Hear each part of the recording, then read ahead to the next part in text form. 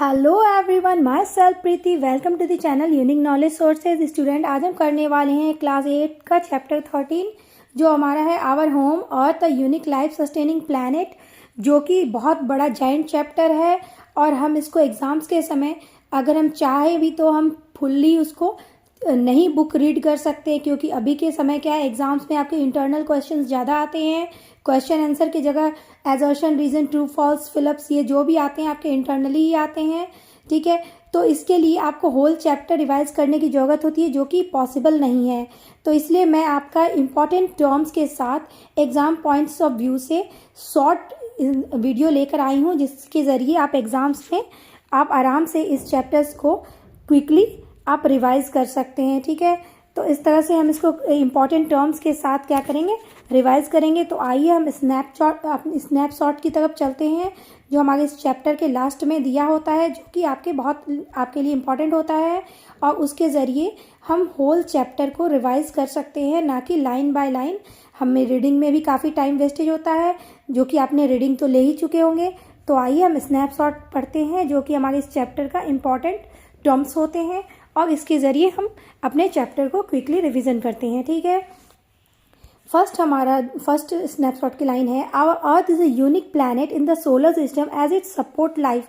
तो यस, ये unique planet है, जिसके कारण इसको हम क्या कहते हैं, गोल्डी जोन भी कहते हैं। ये क्वेश्चन आपके तो ज़रूर बनेंगे कि गोल्डी जोन क्या है और अर्थ को क्यों कहते हैं, या फिर गोल्डी जोन आपका कौन सा प्लैनेट को कहा जाता है। ठीक है, तो अर्थ हमारा गोल्डी जोन प्लैनेट कहलाता है। क्योंकि यहाँ पे सपोर्ट, ये प्लैनेट एक ऐसा है जो लाइफ को सपोर्ट करता है, और हम यहाँ सर्वाइव करते हैं, और लिविंग बीइंग इस प्लैनेट जो हमारा अर्थ है इस पे रहते हैं, जिस कारण से इसको गोल्डीलॉक जोन भी कहते हैं और यूनिक प्लैनेट कहते हैं।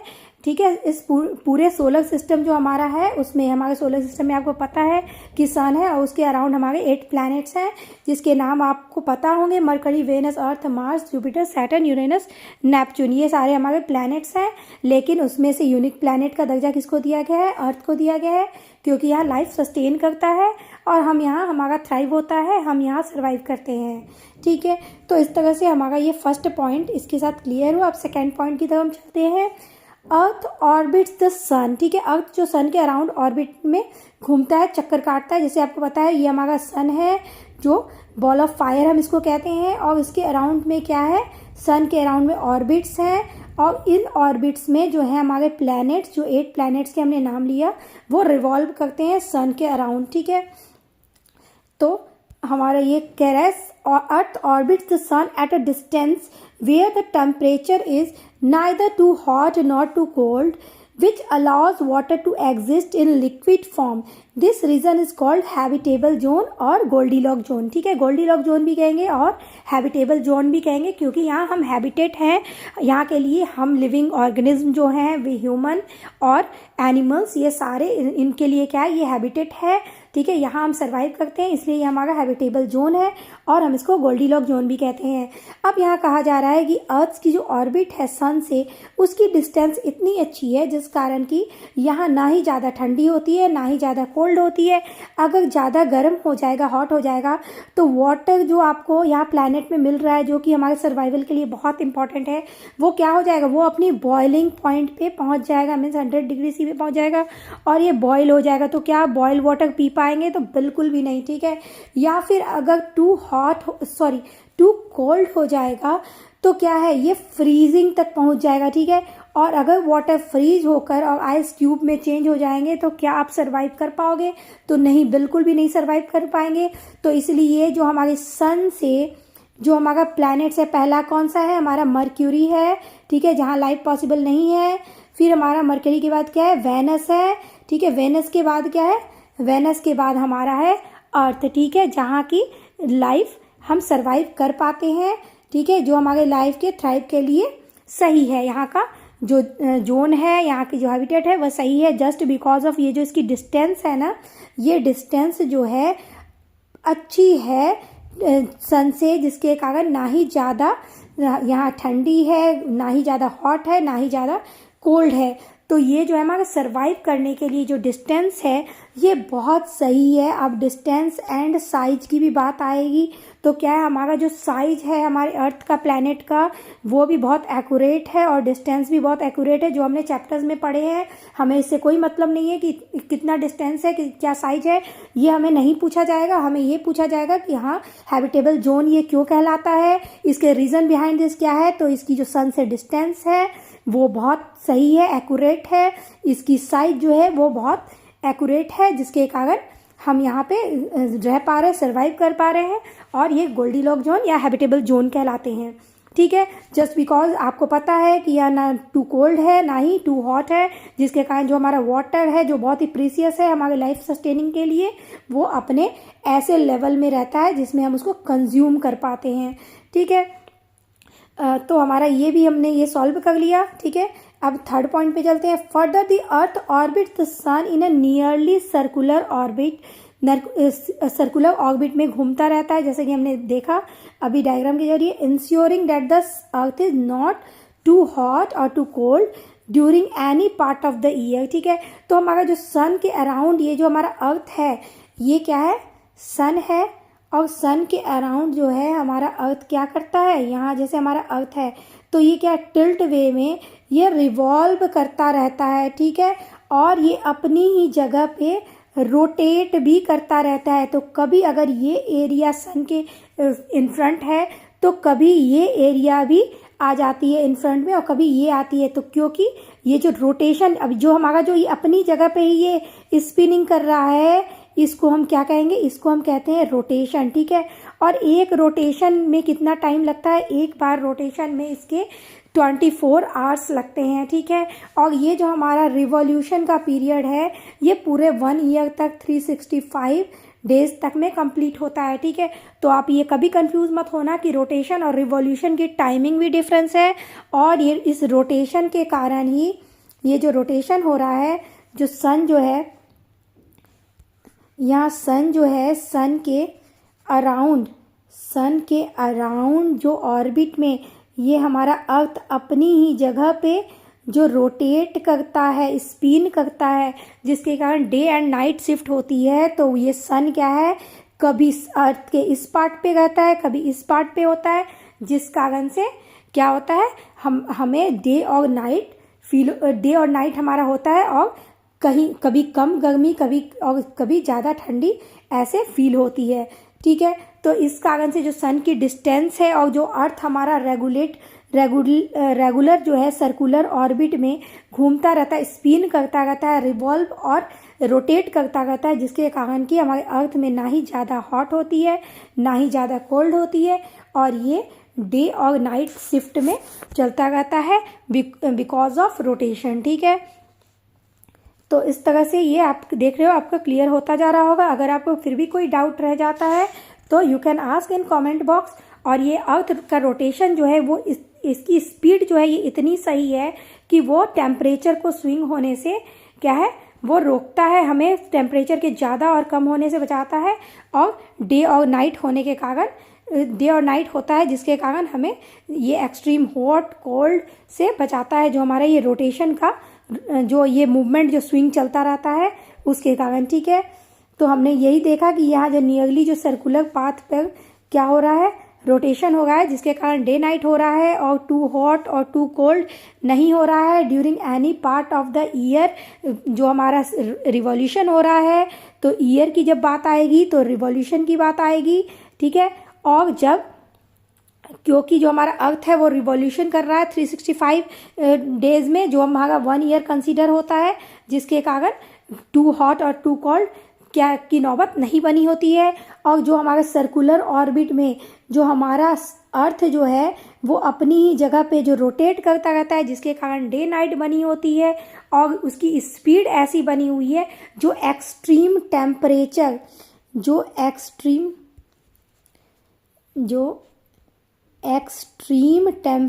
होने से बचाता है। ठीक है, जो स्पिनिंग हो रही है ना, जो रोटेशन हो रहा है, ये तो रिवॉल्यूशन है जो ईयर में हो रहा है, जो रोटेशन जो डे नाइट जो हो रही है, जिसके कारण वो क्या है, एक्सट्रीम टेम्परेचर को वो भी रोकता है, क्योंकि डे नाइट तो आपको दिख रहा है, लेकिन क्या है, नाइट क्यों हो रही है, क्योंकि हम सन से दूर हो रहे हैं, इसलिए सन की रोशनी वहाँ नहीं पड़ रही है, सन की हीट जो है वहाँ नहीं पड़ रही है।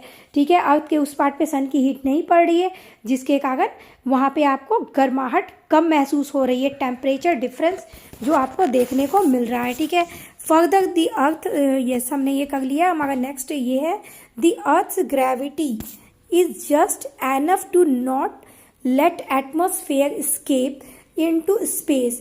It is also not too high where creatures could be crushed by their own weight। ठीक है, तो अर्थ की ग्रेविटी जो है, जिसके कारण आपको पता है हमारे अर्थ पे जो भी चीज़ें हैं, जो भी थिंग्स आपके अराउंड में आपको दिख रही है, या फिर आप भी जो अर्थ पे हो, आपको पता है कि आपका अर्थ भी क्या है, अपनी ही जगह पे रोटेशन कर रहा है, लेकिन आप उसके साथ आपको नहीं फील हो रहा है, क्योंकि इतनी धीरे ही काम हो रहा है कि आपको नहीं पता चल रहा है। और ये जो हमारी ग्रेविटी है, ये हमें थाम के रख रही है, कि आपको पता है कि अर्थ की ग्रेविटी ऐसी है ना, जिसके कारण से ही अर्थ पे कोई भी ऑब्जेक्ट जो है वो टिक पा रहा है अपनी जगह पे, नहीं तो सारे क्या करते हैं, सारे स्विंग करते हैं ना, हवा में सारे होते, एयर में होते, कुछ भी हमारे अर्थ पे जैसे हम टिके हुए हैं वैसे नहीं टिके होते, जस्ट बिकॉज ऑफ ग्रेविटी ये पॉसिबल हो पा रहा है।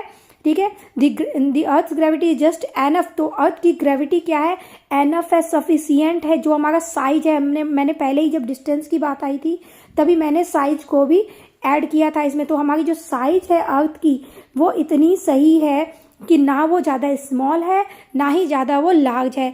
अगर हमारी स्मॉल साइज की अर्थ होती और डेंसिटी उतनी ही होती तो क्या होता, हमारा साथ के साथ अर्थ, इसकी जो हमारी जो डेंसिटी कम होती और इसकी साइज भी अर्थ की कम होती, तो क्या होता, हमारा जो ये ग्रेविटेशन है ये काफ़ी वीक होता। ठीक है, काफ़ी वीक होता और ये होल्ड नहीं कर पाता, और जब ये ग्रेविटी हमारी होल्ड नहीं कर पाती तो क्या होते, सारी चीज़ें स्विंग करती, सारी एक दूसरे से टकरा जाती और कुछ भी स्टेबल नहीं हो पाता।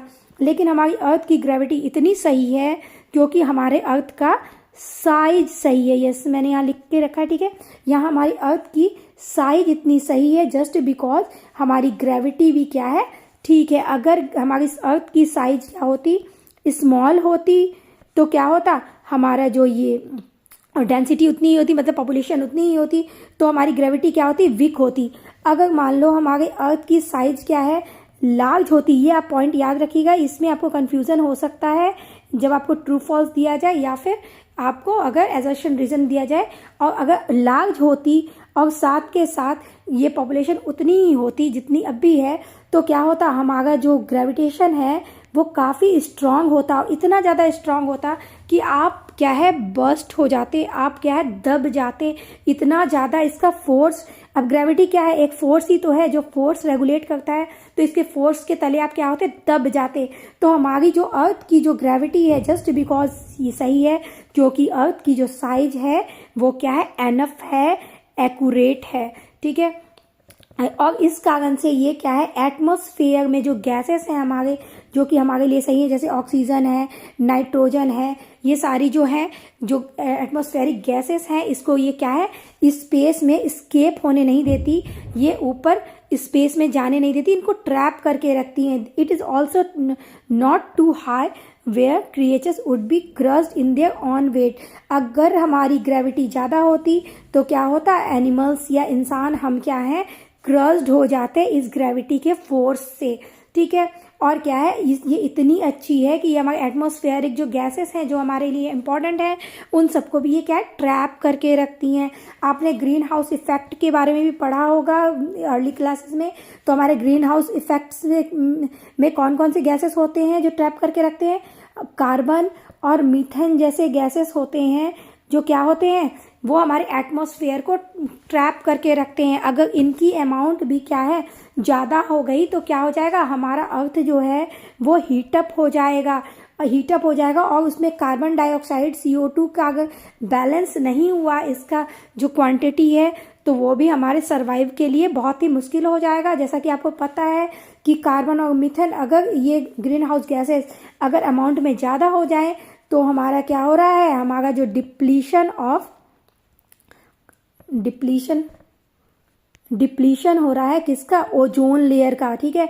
और ओजोन लेयर क्या करती है, ओजोन लेयर हमें यूवी रेज से बचाती है, जो हमारे यूवी रेज हैं, अल्ट्रावायलेट रेज हैं, उससे हमें ओजोन लेयर बचाती है, ठीक है। तो हमें इसको क्या है, ओजोन को डिप्लीशन से बचाना है। इट मीन्स हमें क्या करना है, ये ग्रीन हाउस गैसेस के अमाउंट को ज़्यादा नहीं होने देना है।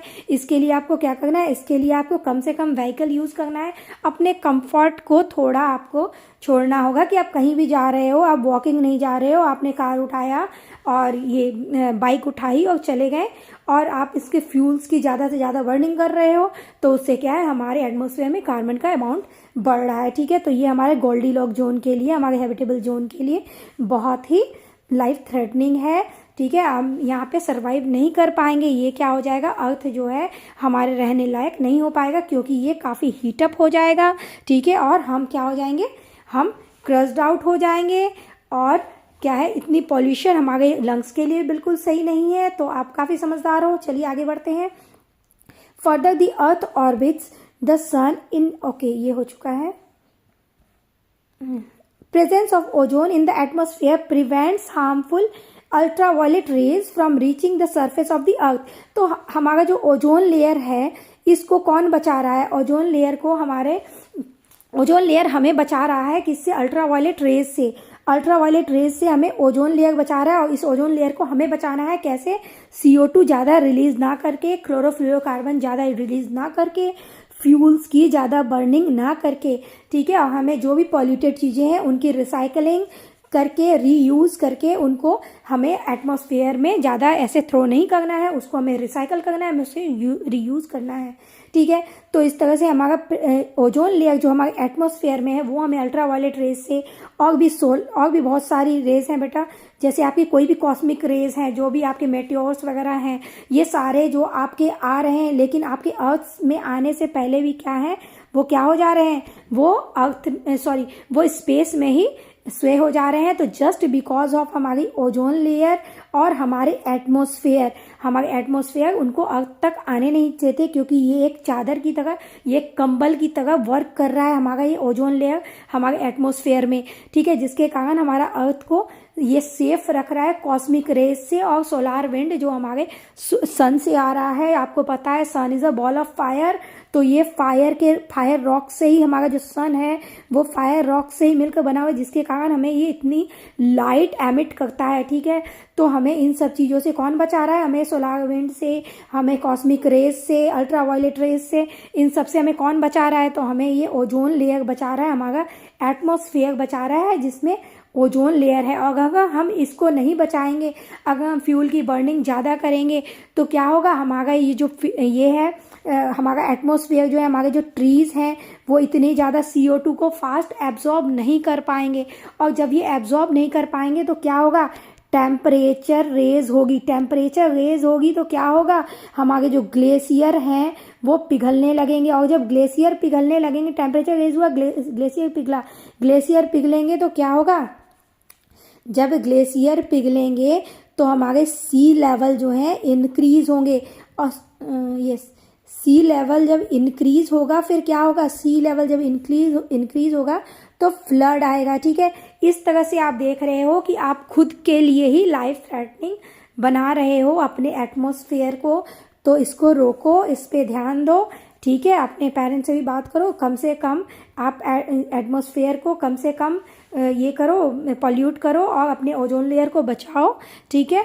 और कम अपनी पैर जो भगवान ने दिया है पैर को, उनको यूज़ करें ज़्यादा से ज़्यादा। हर चीज़ के लिए आप ये ट्रैवल एसेसरीज यूज़ ना करें, ठीक है। The magnetic field of the earth shields it forms high energy. जो हमारी मैग्नेटिक फील्ड की बात हो रही है, ठीक है बेटा। मैग्नेटिक फील्ड, आपने मैग्नेट पढ़ा हुआ है कि हमारा मैग्नेट है जो नॉर्थ साउथ डायरेक्शन में क्या होता है, फ्लो होता है, ठीक है। नॉर्थ साउथ डायरेक्शन में ये क्या है, फ्लो होता है। और ये जब नॉर्थ साउथ डायरेक्शन में फ्लो होता है तो इसके चारों तरफ जो ये मैं ऐसे राउंड अप कर रही हूँ, ये क्या है, तो ये हमारा मैग्नेटिक फील्ड जनरेट होता है। किसके सराउंडिंग, मैग्नेट के सराउंडिंग। मैंने आपको क्लास 8 में ही पढ़ाया हुआ है चैप्टर में कि जो हमने कील पे, आयरन नेल पे हमने क्या किया था, हमने वायरिंग की थी कॉपर की, और वायरिंग में हमने क्या किया था, हमने इलेक्ट्रिक प्रोवाइड कराया था उसको। उसमें चारों तरफ फिर क्या हुआ था, यहाँ हमें मैग्नेटिक फील्ड जनरेट हुई थी और ये हमारा नेल जो है आयरन नेल ये मैग्नेट की तरह वर्क करने लगा था। तो मैग्नेटिक फील्ड हम उसे कहते हैं कि जो रीजन है अराउंड अ मैग्नेट, क्योंकि ये जो नेल है हमारा ये समटाइम्स के लिए मैग्नेट बन गया था क्योंकि हमने इसमें कॉपर के वायर को वाइंड किया था और इलेक्ट्रिक डिस्चार्ज किया था। ठीक है, तो इसके सराउंडिंग के रीजन में जो इसका इफेक्ट हमें दिख रहा था, जो हमें मैग्नेट की इसकी पावर फील हो रही थी, जिसके कारण जो आयरन नेल्स हैं वो इसमें आके चिपक रहे थे, आके क्लिंग हो रहे थे। तो क्यों हो रहा था? क्योंकि यहाँ मैग्नेटिक फील्ड जनरेट हो रही थी। तो the reason around a magnet where it affects is felt is called magnetic field, is called its magnetic field. तो जहाँ भी कोई भी चीज़ मैग्नेट जो है अपने मैग्नेटिक पावर को शो कर रहा हो, इट मीन्स वो अपने मैग्नेटिक फील्ड को शो कर रहा है। ठीक है, तो हमारा अर्थ क्या है? आपको पता है कि हमारा अर्थ का कोर जो है वो आयरन से भरा पड़ा है। आयरन, तो हमारा आयरन मेल्ट जब होता है तो क्या उसकी मूवमेंट भी होगी, और हमारा अर्थ को एक बड़ा क्या कहा गया है? मैग्नेट कहा गया है, क्योंकि इसके कोर में ही तो क्या है, हम इसके कोर में आयरन भरे हुए हैं, इसके कोर से ही हमें मैग्नेट मिलता है। और हमने देखा था कि आयरन को हम बहुत ज़्यादा जब पुश करें किसी भी एक मैग्नेट के टुकड़े से मूवमेंट कराएं तो क्या होगा, ये आयरन जो है ये मैग्नेट की तरह वर्क करता है। तो इस तरह से हमारा अर्थ भी एक पूरा का पूरा मैग्नेट की तरह वर्क करता है। ये जो हमारा अर्थ है ये भी क्या है, मैग्नेट की तरह मैग्नेटिक फील्ड अपने चारों तरफ जनरेट करता है और एक एटमॉस्फेयर बना देता है, जिसके कारण स्पेस से या दूसरे प्लैनेट से जो भी हमारे सोलर सिस्टम जो अदर्स हैं उसके जो बॉडीज़ हैं, सेलेस्टियल बॉडीज़ जो हैं, सेलेस्टियल बॉडीज़ हैं, जिससे आपको पता है कि कहीं तो सिर्फ गैसेस ही गैसेस हैं, कहीं सिर्फ रॉक्स भरे पड़े हैं। तो ये और जो हमारा सन है या फिर मेटियोर्स जो हमारे स्पेस में है, ये सारे क्या करते हैं, ये सारे हार्मफुल हैं। बहुत सारे रेज हैं जो काफ़ी हार्मफुल्स हैं। ये मेटियोर्स जो हैं ये गर्म आग के गोले हैं। ये सब अगर स्पेस से हमारे अर्थ पर आ गिरेंगे तो क्या होगा, अर्थ जो है वो खत्म हो जाएगा। ठीक है, अर्थ जो है वो फिनिश हो जाएगा, वो आपके रहने लायक नहीं रहेगा, वो भी एक नाम का प्लैनेट रह जाएगा, वो हमारा गोल्डीलॉक जो नहीं बच पाएगा। तो इसलिए हमारा जो एटमॉस्फेयर है, हमारा जो अर्थ का एटमॉस्फेयर है, ये इन सारी चीज़ों को अर्थ तक पहुंचने से बचाता है। अर्थ तक इन सारे मेटियोर्स को, सेलेस्टियल बॉडीज़ को, जो भी हमारे जो जैसे मैंने कहा कि सोलार विंड है हमारा, जिसका आपके बुक में जिक्र किया गया है। ठीक है, तो आप ये नोट कीजिए, सोलार विंड है जो आपका कॉस्मिक रेज है। ठीक है, जिसको हम अल्ट्रावायलेट रेज भी कहते हैं, ये कॉस्मिक रेज।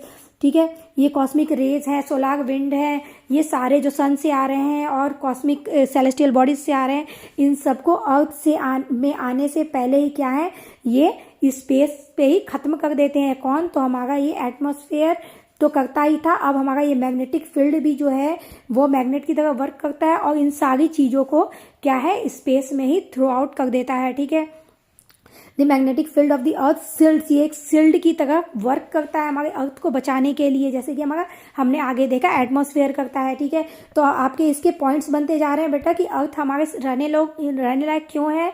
तो पहले तो इसकी है, आप ये पॉइंट नोट कर लीजिए। ठीक है, डिस्टेंस है, ये क्या है, आपको कुछ लाइन्स हो सके मैम ये आपको इंटरनली आपको आंसर लिखने देगी कि आपके ये पॉइंट्स बताइए कि क्या क्या है जिसके कारण ये अर्थ गोल्डी जोन है या हैबिटेबल जोन है।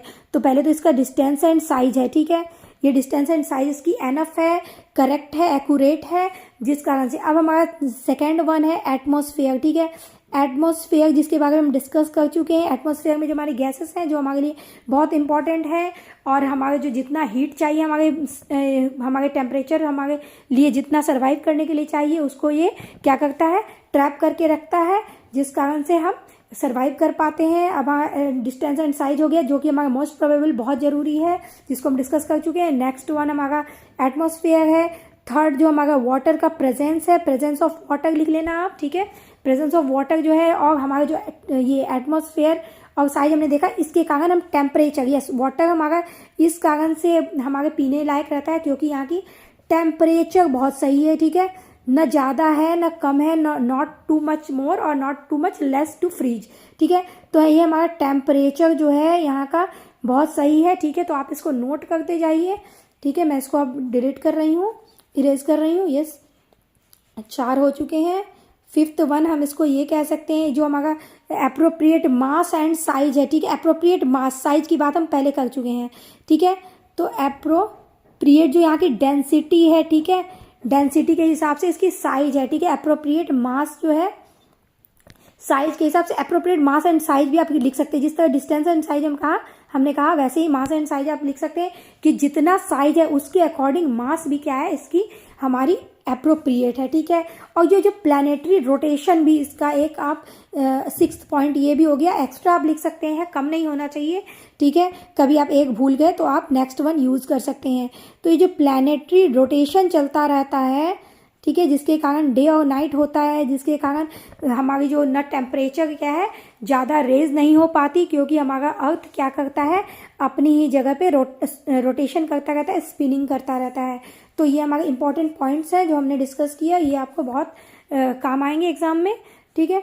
प्रेजेंस ऑफ ये हमने कर लिया है, okay. The magnetic field of the earth shields it's from high energy particles, और ये हमारे हाई एनर्जी पार्टिकल जो हमने कॉस्मिक रेज और ये मेटियोर्स इन सब की बात की, इनको ही हाई एनर्जी पार्टिकल्स कहा जा रहा है। सोलार विंड जो है जो हमारे सन से निकल रहे हैं, जिसको हम बॉल ऑफ फायर कहते हैं, जो कि आपको पता है कि सन भी जो हमारे मतलब आप बोल सकते हो आग के गोलों से ही बना हुआ है, बॉल ऑफ फायर से ही बना हुआ है। और ये बॉल ऑफ फायर्स के पार्टिकल्स अगर छोटे भी हमारे अर्थ पे गिर गए तो ये हमारे लिए बहुत डेंजरस होंगे।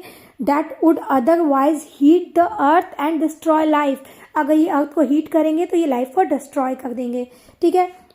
The atmosphere consisting of air, जो हमारा एटमॉस्फेयर जो हमारे एयर से बना हुआ है, हाइड्रोस्फेयर जो वाटर से बना हुआ है, जियोस्फेयर जो सॉलिड पार्ट ऑफ द अर्थ से बना हुआ है, ठीक है, जिसमें हमारे कोल आते हैं या फिर आपके और कोल है, क्रस्ट है जो अर्थ का मेंटल है, ये सब जो हमारे लेयर्स हैं अर्थ के, ठीक है। जियोस्फीयर जिससे हमें ऑयल मिलता है, अब अर्थ के कोर से ही तो हमें कोल मिलते हैं, ऑयल मिलते हैं, आयरन मिलता है, पोटेशियम मिलते हैं, इस टाइप से जो हमारे ये सब जो मिनरल्स हैं ये कहाँ से मिलते हैं, ये हमें जियोस्फीयर से ही तो मिलते हैं, इसीलिए इनको सॉलिड पार्ट ऑफ द अर्थ कहा जा रहा है, जो कि हमारा अर्थ का कोर में ये सारे मिलते हैं, ठीक है। The solid part of the earth and biosphere जो कि हमारे कंसिस्टिंग ऑफ लाइफ, जो हम लिविंग बींग है उनसे हमारा बायोस्फीयर बना हुआ है। Interact and together sustain life on the earth, इन सारे मिलकर ही क्या है अर्थ को रहने लायक बनाते हैं। अगर वाटर नहीं रहेगा तो वाटर में रहने वाले जो भी लिविंग ऑर्गेनिज्म है उनसे जो हमें बेनिफिट मिल रहा है वो नहीं मिल पाएगा। अगर एयर नहीं होगा तो हम लिविंग ऑर्गेनिज्म किसी को भी एयर में जो घुला हुआ हमारा ऑक्सीजन है वो हमें नहीं मिल पाएगा, नाइट्रोजन है वो प्लांट्स को नहीं मिल पाएगा, तो क्या है इनका सर्वाइवल क्या है मुश्किल हो जाएगा। और हम सारे क्या है इंटरडिपेंडेंट है, जो भी लिविंग ऑर्गेनिज्म है वो सारे एक दूसरे पे डिपेंड करते हैं, इसलिए हमारे लिए एयर बहुत जरूरी है। हाइड्रोस्फीयर वाटर के बिना तो लाइफ को सोचा ही नहीं जा सकता। और जियोस्फीयर जैसे कि हमारे हर चीज़ के लिए, जैसे कि ज़्यादा अगर कोल्ड हो जाती है हम आग जलाते हैं तो किसके थ्रू, हम जो गाड़ियों से आप कहीं भी जाते हो ट्रैवल करते हो तो किसके थ्रू, ऑयल के थ्रू। जो पहले के टाइम में खाना बनाते थे या फिर ट्रेन जो चलाई जाती थी, कोल, आज भी बहुत सारे काम में कोल को लाया जाता है, लेकिन इससे कार्बन रिलीज होता है, इसलिए इसकी जो है फ्यूलिंग जो है इसको एज ए फ्यूल कम यूज़ किया जाने लगा है। इसके अल्टरनेटिव यूज़ किए जाते हैं, लेकिन फिर भी अभी भी ये बहुत जगह काम किया जाता है, इसके अल्टरनेटिव बहुत जगह नहीं है अभी भी, ठीक है। तो इस तरह से ये हमारे लिए सारे बहुत इंपॉर्टेंट है लाइफ को सस्टेन करने के लिए अर्थ पे।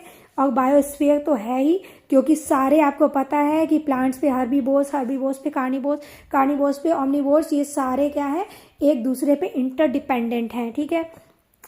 Reproduction is essential to ensure the continuity of life of their own kind on earth, ठीक है। तो हम जैसे ह्यूमन बींग है, अगर हमने अपने जैसा ही रिप्रोड्यूस और ना किए तो क्या होगा, अर्थ पे हमारी क्वांटिटी क्या है कम हो जाएगी, और एक ऐसा समय आएगा जब हम क्या हो जाएंगे, एक्सटिंक्ट हो जाएंगे, ठीक है। तो हर किसी को अपने जैसे ही काइंड बनाने के लिए जो हम रिप्रोडक्शन करते हैं, जो हम अपने जैसा ही प्रोड्यूस करते हैं, उसे हम क्या कहते हैं, रिप्रोडक्शन कहते हैं, जो हम सारे लिविंग ऑर्गेनिज्म करते हैं, ठीक है। चाहे वो एनिमल हो, हम ह्यूमन हो या फिर प्लांट हो, भले सभी के प्रोसेसेस क्या है अलग हो, डिफरेंट हो, ये आप हायर क्लास में पढ़ोगे और आपने 8th में भी थोड़ा बहुत पढ़ा हुआ है, लेकिन क्या है हमें अपने जैसे ही और काइंड बनाने के लिए, अपने प्रोडक्शन को बढ़ाने के लिए, अपने नंबर्स को बढ़ाने के लिए हमें क्या है रिप्रोडक्शन करने की ज़रूरत होती है। Reproduction can be either asexual और सेक्सुअल, चाहे वो असेक्सुअली हो मीन्स जिसमें सिंगल पेरेंट इन्वॉल्व हो, या फिर सेक्सुअली या जिसमें डबल पेरेंट्स इन्वॉल्व हो, मेल और फीमेल दोनों, ठीक है। चाहे वो एनिमल्स के लिए हो, चाहे ह्यूमन के लिए हो, या फिर प्लांट्स के में हो, ये दोनों यूज़ होते हैं, ठीक है। इसके by the help of examples हम आगे कंटिन्यू करेंगे। In asexual reproduction a single parent produces new individuals that are exact copies of itself, ठीक है। तो ये आपके बहुत ही इंपॉर्टेंट लाइन है कि जो ये असेक्सुअल रिप्रोडक्शन के आपके क्वेश्चन आ सकते हैं और इसमें एजर्शन रीजन बन सकते हैं कि एग्जैक्ट कॉपी किसमें होती है, अपने जैसे ही बच्चे बनते हैं, जिसमें वो एसेक्सुअल रिप्रोडक्शन में होते हैं, जिसमें सिंगल पेरेंट पार्टिसिपेट करता है, ठीक है। जैसे कि आप रोज़ का ही प्लांट ले लो, ठीक है, तो उसमें क्या है, आप रोज़ के क्या है एक स्टेम को कट करते हो और उसको लगाते हो, ठीक है। तो सेम टाइप के रोज़ निकलते हैं, वैसे ही निकलते हैं जैसे आप मनी प्लांट ले लो, या फिर आप किसी भी जो भी प्लांट क्या है एसेक्सुअली रिप्रोड्यूस हो रहे हैं, तो आप देखोगे कि उसमें सेम टाइप, उसमें डिफरेंस आपको देखने नहीं मिलेगा, क्योंकि यहाँ डबल इन्वॉल्वमेंट नहीं है। यहाँ एक ही सिंगल आदमी है या एक ही सिंगल जो भी ऑब्जेक्ट है, जो भी जिस भी चीज़ की आप एग्जांपल ले रहे हो वो एक सिंगल ही है, जैसे कि मैंने प्लांट्स में लिए, ठीक है।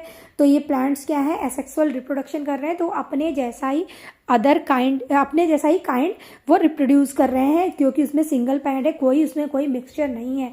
जैसे कि अगर आपने मिक्सचर की जब हमने बात की है, तो अगर आपने चूड़ा को फ्राई किया है और आप उसमें जब तक कुछ और ना मिला दो, ऐड कर दो, तो क्या है, वो सिंगल चूड़ा ही रहेगा, ठीक है। तो इस तरह से अगर आपने उसमें मिक्सचर और मिला दिए, चना मिला दिए या आपके भुजिया मिला दिए, तो ये क्या है, ये एक मिक्सचर बन जाएगा। लेकिन जब तक आपने इसको चूड़ा को लिया है या फिर आपने मुरमुरा लिया है, ठीक है, तो वो एक सिंगल सब्सटेंस ही रहेगा, ठीक है, क्योंकि आपने उसमें कुछ और ऐड नहीं किया है। वैसे ही इसमें एक सिंगल पेरेंट है, उसमें कोई एक दूसरा जेनेटिक ऐड नहीं हुआ है, उसमें दूसरा गैमेट ऐड नहीं हुआ है, उसमें सिंगल पेरेंट का ही गैमेट ऐड हुआ है, ठीक है। एक दूसरा गैमेट ऐड नहीं हुआ है, तो इसमें जो भी जीन होंगे, इसमें जो भी इंफॉर्मेशन होगी, वो सिंगल इंफॉर्मेशन ही रिप्रोडक्शन में जाएगी, और वैसा ही जायगोट बनेगा, और वैसा ही एम्ब्रियो बनेगा, और वैसा ही प्लांट्स रिप्रोड्यूस होगा, या फिर वैसे ही ऑर्गेनिज्म रिप्रोड्यूस होंगे, ठीक है। तो इतना समझने के लिए आपके लिए काफ़ी है, और आगे करते हैं। Sexual reproduction make it possible for new features, अब न्यू फीचर्स बनेंगे। अब आपने अगर इसमें क्या किया, चूड़ा लिया है आपने, मान लो आपने यहाँ चूड़ा ले लिया, ठीक है। चूड़ा आप सारे समझते होंगे, आप फ्राई करके भी उसको खाते हैं, घर में मम्मा पोहा बनाती है, उसके पोहा भी बहुत लोग बोलते हैं, ठीक है, ठीक है। चूड़ा नहीं तो आप पोहा का एग्जाम्पल ले लो, ठीक है। ये दोनों सेम थिंग है, लेकिन आपने क्या सुना हुआ है नाम मुझे नहीं पता, ठीक है। अगर आपने पोहा लिया है और इसमें आपने मिक्सचर मिला दिया, ठीक है, तो ये क्या हो गया, ये सिंगल तो रहा नहीं। या फिर आपने क्या है, पोहा लिया हुआ है और इसमें आपने चना मिला दिया, ठीक है, तो ये एक तो रहा नहीं, इसमें दोनों के जो भी टेस्ट होंगे, फ्लेवर्स होंगे, वो ऐड हो जाएंगे, तो वो एक सिंगल चीज़ नहीं रह जाएगा, इसमें एक मिक्सचर बन जाएगा और एक न्यू ही फीचर्स आएगा। उसका टेस्ट जो है थोड़ा चूड़ा थोड़ा, और हमने चना मिलाया है, थोड़ा चना का रहेगा। वैसे ही ये क्या है, अगर आपने सिंगल पेरेंट है तो उसमें सिंगल गैमेट वर्क हुआ है, हमने वर्क किया है, तो और यहाँ पे सेक्सुअली रिप्रोडक्शन है, it means male and female दोनों गैमेट ऐड हुए हैं, ठीक है। दोनों के गैमेट्स ऐड होकर और जाइगोट बना रहे हैं, दोनों के ऐड से जाइगोट हमारा डेवलप हो रहा है। तो इन जाइगोट में जो इन्फॉर्मेशन होगी, इनकी जो जीन की इन्फॉर्मेशन, जो हमारी हेरिडिटी की इन्फॉर्मेशन होगी, जो प्रोटीन बनेगा, चलिए ज़्यादा हो रहा है, ठीक है, वो हमारी इन्फॉर्मेशन एज ए इन्फॉर्मेशन आप लीजिए। जो आपने ये जीन सुना है कि आपसे पेरेंट्स से जीन आता है, तो ये जीन हमारा इन्फॉर्मेशन होता है एक तरह का, कि आपके पेरेंट्स में कैसे हैं। ये जीन क्या है, एक तरह से इन्फॉर्मेशन होता है, ठीक है, इन्फॉर्मेशन होता है। और जहाँ की आपने ये सुना हुआ है कि ये हेरिडिटी से आता है, ठीक है, इट मीन्स आपके मदर फादर से नहीं, उनके मदर फादर में भी उनके मदर फादर से आया होता है। और ये हेरिडिटी जो वर्ड है, ये कहाँ तक का मिक्सचर, उसमें जीन जो है कहाँ तक का रह गया है, ये आप आगे क्लास 10th में पढ़ोगे हेरिडिटी चैप्टर में। इसके लिए आपको ज़्यादा नहीं अभी इसमें सोचना है, बस आप ये जान लो कि जीन जो आपने नॉर्मली सुना हुआ है, ये आपके पेरेंट्स से हेरिडिटरी आता है, ठीक है। तो ये जीन क्या है, एक तरह का इंफॉर्मेशन है जो बताता है कि आपके जो हेयर के कलर क्या होंगे, आप जो बच्चा बन रहा है उसमें आइज़ के कलर क्या होंगे, ये इन्फॉर्मेशन ये किस तरह के। चलिए फिर मैं आगे बढ़ रही हूँ, मैं आगे नहीं बढ़ती हूँ।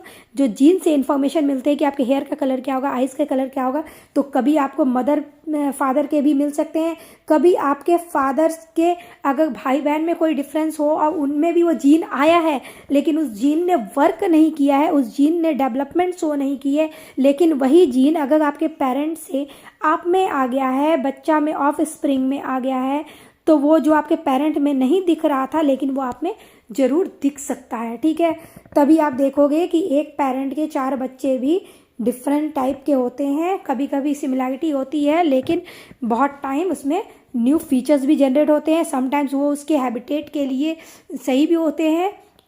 ठीक है, कि कहीं वो नए जगह पे जा रहा है और उसमें प्रीवियस जीन पेरेंट्स के पड़े हुए पेरेंट्स के, क्योंकि ये हेरिडिटरी चीज़ होती है।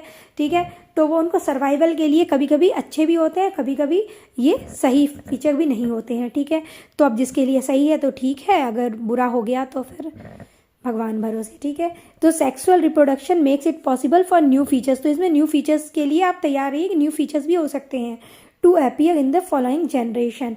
ठीक है, जो आपको आगे के जनरेशन में भी देखने को मिल सकते हैं, जो हमने पहले डिस्कस कर लिया है। ठीक है, in different animals the development of the zygote into an embryo takes place either inside और आउटसाइड द बॉडी। ठीक है, तो हम इसमें एक एक एग्जांपल ले लेते हैं। जैसे इनसाइड आपको पता है कि काव में ले लो, तो काव में इनसाइड, क्योंकि काव क्या है, अपना बेबी को ही तो, काफ को ही तो बॉर्न करता है। अब चलिए काव नहीं तो आप खुद की ही बात ले लो। आप जैसे हम बोल सकते हैं फीमेल जो हमारी हम हैं ह्यूमन जो है, ह्यूमन में क्या है, ह्यूमन फीमेल जो है वो भी क्या है, इनसाइड ही बच्चे को कैरी करती है अपने यूट्रस में।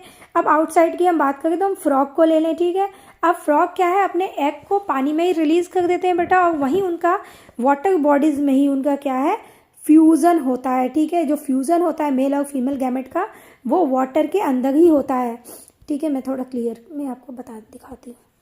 ठीक है, मान लो ये वाटर बॉडीज है, यहाँ एक फ्रॉग ने, फीमेल फ्रॉग ने यहाँ एग रिलीज कर दिया और यहाँ मेल फ्रॉग ने अपना गैमेट रिलीज कर दिया। इन दोनों का फ्यूज़न क्या है, वाटर में ही होता है, पानी में ही होता है, और फिर ये यहाँ जाकर क्या बनते हैं, ये एक एम्ब्रियो में एक जायगोट में डेवलप होते हैं। ठीक है, तो ये क्या है, ये आउटसाइड द बॉडी हो गया।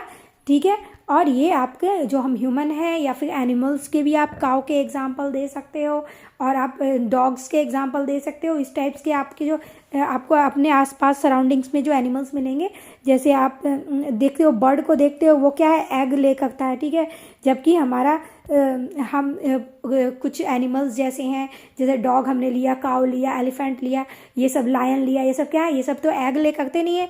ये सब क्या है, ये अपने जैसा ही एक बेबी डेवलप करते हैं, जिसको आप देखोगे कि बेबी बॉर्न ही होता है। ठीक है, climate change, biodiversity loss and pollution are threatening life on earth together. This changes are known as the triple planetary crisis. तो पहले आप ट्रिपल प्लानिटरी क्राइसिस में आप किन चीज़ों को लिखोगे, ये आप पहले देख लो। उसके बाद आप, तो हमारा ये क्या है, पॉल्यूशन है, बायोडाइवर्सिटी लॉस है और क्लाइमेट है। ये फर्स्ट पॉइंट हुआ, ये सेकंड आपका बायोडाइवर्सिटी लॉस हुआ, ये थर्ड हमारा पॉल्यूशन हुआ। तो ये सारे क्या है, इंटर कनेक्टेड है।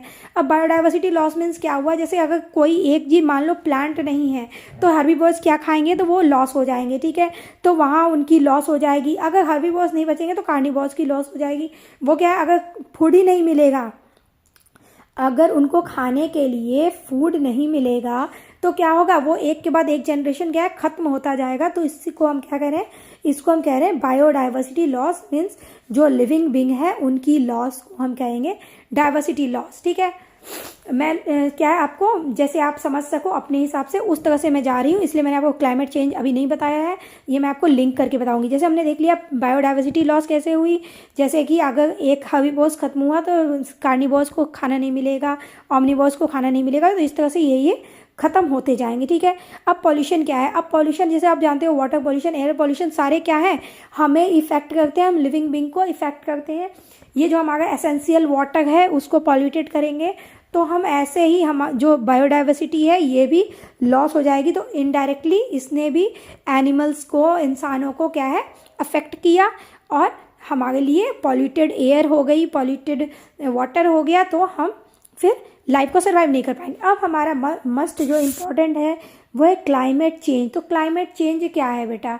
जब लॉन्ग टर्म टेम्परेचर में जो चेंजेस होती हैं, the long term changes in temperature like rainfall आप ले लो, ठीक है। रेनफॉल आप देखो, आप कभी सिमिलर रह चुका है। पहले हम बोलते थे कि हाँ जुलाई अगस्त में बारिश होगी, उसके आगे पीछे कभी नहीं होगी, लेकिन अब ऐसा कुछ रह ही नहीं गया। अब देखो आप ठंडियों में भी इवन बारिश हो जाती है, विंटर में बारिश हो जाता है, ठीक है। आपके मई जून में भी आपको बारिश दिख जाते हैं, ठीक है। आपको होली के समय भी बारिश दिख जाता है। मतलब नो, अब कोई कंडीशन ही नहीं रह गया। ये डे बाय डे, ये एक दिन में नहीं हो रहा है, ये डे बाय डे ये चीज़ें जो है चेंज होती जा रही है। ये क्या है, पहले जैसी रह ही नहीं गई। पहले जो एक वेदर कंडीशन था कि हाँ भाई अब जुलाई अगस्त आया है तो बारिश होगी, तो अब ऐसा कुछ रह ही नहीं गया। अब क्या है, अनइवन बारिश होती है। जो आपके टेम्परेचर आप देखते हो, कोल्ड भी ज़्यादा समय तक रहती है, पहले शुरू हो जाती है समय से पहले। गर्मियाँ जो है, हमारी समर सीज़न भी जो है हमारे मई के एंड में, जबकि मई में स्टार्ट होते थे, मई के एंड तक ही क्या है बहुत हाई लेवल पे पहुंच जाती है। जून में भी बहुत रहता है, जून जुलाई, मतलब अप्रैल से ही ये बोलो, जबकि मार्च अप्रैल पहले के अच्छे मौसम में काउंट होते थे। लेकिन अब क्या है, अप्रैल से ही क्या है, अप्रैल से गर्मियाँ बहुत स्टार्ट हो जाती हैं और ये हमारे सितंबर तक मोस्ट प्रोबेबली बहुत रहते ही हैं, ठीक है। तो इनकी टाइमिंग क्या है, अल्टर होती जा रही है। इनकी टाइम लिमिटेशन जो पहले थी, फिक्सेशन जो थी, वो डे बाय डे मतलब बदलती जा रही है, बिगड़ती जा रही है, वी कैन से, ठीक है। तो क्लाइमेट चेंज क्या है, the long term changes in temperature, rainfall and weather pattern, ठीक है। जो वेदर के पैटर्न है वो चेंजेस हो रहे हैं, ठीक है। लॉन्ग टर्म चेंजेस हो रहे हैं, डे बाय डे क्या है चलते आ रहे हैं। और ये अब लॉन्ग टर्म से जो चेंजेस हो रहे हैं हमारे टेम्परेचर में, रेनफॉल में और वेदर के पैटर्न में, इसको हम कहते हैं कि हाँ ये क्लाइमेट चेंज, ठीक है। और ये क्लाइमेट चेंज हो क्यों रहे हैं? अब देखिए, आप जैसे फ्यूल को बर्निंग ज़्यादा कर रहे हो, ठीक है, ये लंबा हो रहा है, बट हम इसको फटाफट से इसमें क्लाइमेट चेंज थोड़ा समझा के ख़त्म करते हैं, ठीक है। तो आप जैसे फ्यूल की बर्निंग कर रहे हो, आप क्या है अपने एसेसरीज यूज़ कर रहे हो, जो घर में आप एसी यूज़ कर रहे हो, आप फ्रिज यूज़ कर रहे हो, तो इन सब से क्या है कार्बन जैसे गैसेस ज़्यादा रिलीज़ हो रहे हैं। अब कार्बन, मीथेन, क्लोरोफ्लोरोकार्बन, इस टाइप की जो गैसेस रिलीज़ हो रही हैं, ये क्या है, ये ग्रीन हाउस गैसेस हैं, ठीक है। ये ग्रीन हाउस गैसेस हैं, ये क्या करती हैं, ये ग्रीन हाउस गैसेस जो हैं ये टेम्परेचर में हीट को ट्रैप करती हैं। अब इनकी जैसे जितनी ज़्यादा क्वांटिटी होती जाएंगी, वो क्या करेंगी, हमारे अर्थ को क्या करेंगी, हीट अप करती जाएंगी। अब हमने पहले ही इसके सर्कमस्टांसेस समझ लिए, डिस्कस कर लिया कि जैसे हीट होगा तो क्या होगा, हीट बढ़ेगी तो ग्लेशियर पिघलेंगे और क्या है हमारा सी लेवल बढ़ेगा, फ्लड आएंगे, है ना। तो इस तरह से ये हो रहा है। अब क्या है, इससे क्या है टेम्परेचर ही तो इंक्रीज हो रहा है। अब जितना CO2 रिलीज होगा, मान लो जितना CO2 रिलीज होगी और प्लांट की भी कटिंग होती जाएगी, तो ये CO2 जो हमारे रिलीज हुए हैं इसको कौन एब्जॉर्ब करेगा? अब फास्ट एब्जॉर्ब नहीं हो पाएगा, जितना निकल रहा है उतना एब्जॉर्ब नहीं होगा, तो वो क्या होगा, वो हमारे एटमॉस्फेयर में ही तो आएगा और एटमॉस्फेयर के टेम्परेचर को ही तो रेज करेगा ना। और टेम्परेचर रेज होने से ही सारी प्रॉब्लम्स क्या है रेज होंगी। तो इस तरह से हमने ये देख लिया है कि हमारा क्लाइमेट चेंज क्या है, बायोडाइवर्सिटी लॉस क्या है, पॉल्यूशन क्या है। अगर अब भी आपको कुछ प्रॉब्लम रहता है तो you can comment me on comment box, मैं आपको ज़रूर आंसर करूँगी। Thanks for watching my video. अगर आपको इससे कोई भी डाउट रहता है तो प्लीज़ क्वेश्चन कीजिए, I will definitely give you answer.